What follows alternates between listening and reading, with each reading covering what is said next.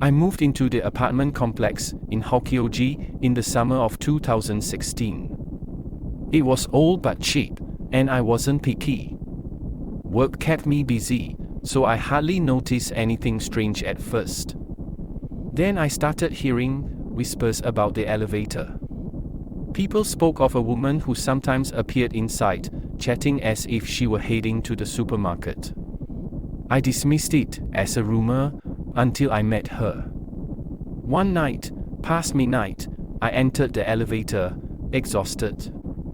I pressed the button for the 9th floor and leaned against the wall. Going to the supermarket? The voice startled me. I turned.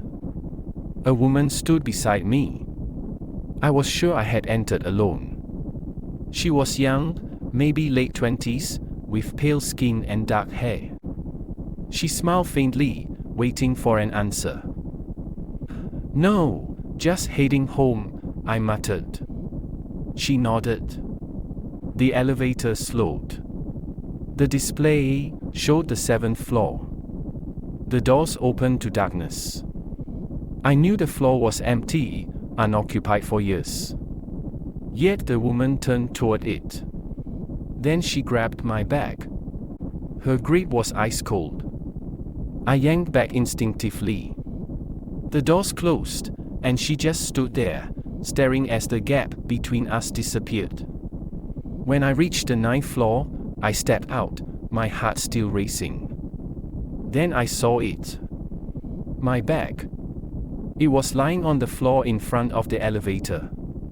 Shaken, I barely slept. The next morning, I asked the building manager about the 7th floor.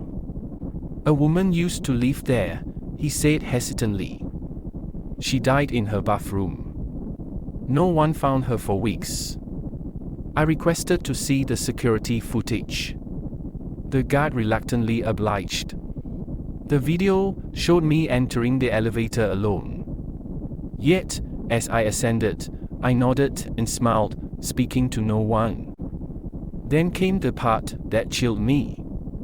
At the 7th floor, my bag was yanked back by something invisible. The guard shut off the monitor. "You should move out," he muttered. I left a month later. But sometimes, in my dreams, I still hear her voice. "Going to the supermarket?"